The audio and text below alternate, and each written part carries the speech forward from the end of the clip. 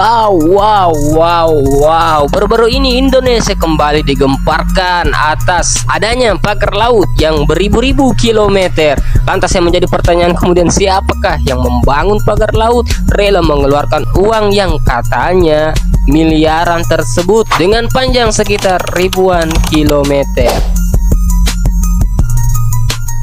Tadi arahan Pak Presiden satu, selidiki sampai tuntas secara hukum supaya kita harus benar koridor hukumnya. Apabila tidak ada, itu harus menjadi milik negara. Nah, itu kasusnya seperti itu.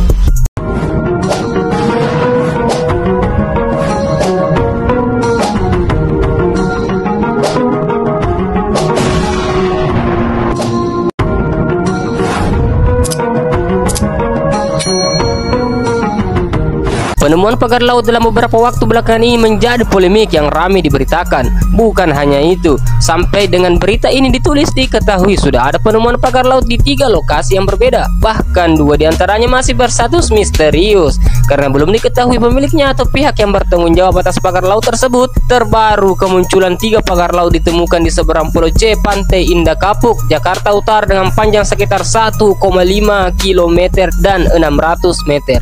Namun menurut warga setempat, keberadaan pagar laut di seberang Pulau C sudah ada sejak 3 bulan yang lalu. Sebelumnya, pagar laut yang pertama kali ramai diperbincangkan berada di Tangerang, Banten yang membentang dari desa Muncung hingga Paku Haji. Tidak lama berselang, pagar laut kedua ditemukan berada di desa Segarajaya, Kecamatan Tarumajaya, Kabupaten Bekasi, Jawa Barat. Pagar laut di Tangerang berdiri sepanjang 30,16 km. Wow, dengan struktur dari bambu dengan setinggi sekitar 6 meter yang ditambah parnet dan pemberat dari karung pasir. Kemudian di pesisir utara Bekasi, pagar laut sepanjang 8 km terbuat dari ribuan batang bambu yang terpancang secara rapi di 2 sudut wilayah Tarumajaya. 2 deretan bambu yang menopang gundukan tanah, kemudian ada jeratan bambu dengan hamparan perairan di tengahnya yang mirip sungai. Sementara 3 pagar laut di Pulau C dipasang dari daratan menuju ke tengah laut dan terbuat dari bambu yang diikat menggunakan tali berwarna putih.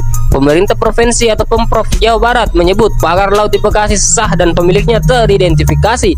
Pagar laut Bekasi adalah hasil kolaborasi Pemprov Jawa Barat bersama PT Tunas Ruang Pelabuhan Nusantara dan PT Mega Agung Nusantara yang masing-masing memiliki legalitas. Hahaha. Sementara itu, terkait pagar laut sepanjang 30,16 km di Tangerang, Kementerian Kelautan dan Perikanan KKP telah mengetahui pemiliknya, namun menolak mengungkapkan identitas karena kasusnya masih dalam proses penyelidikan. Serupa dengan pagar laut di Tangerang, pemilik pagar laut yang berada di seberang Pulau C, Pantai Indah Kapuk juga masih menjadi misteri. Kementerian Kelautan dan Perikanan menyatakan pagar laut Tangerang tidak memiliki izin resmi dan dianggap melanggar aturan pemanfaatan ruang laut. Keberadaan pagar laut Bekasi yang semula sah dan legal kini disegel oleh KKP. Merespons hal tersebut, PT Tunas Ruang Pelabuhan Nusantara (TRPN) akan melaporkan KKP ke DPR.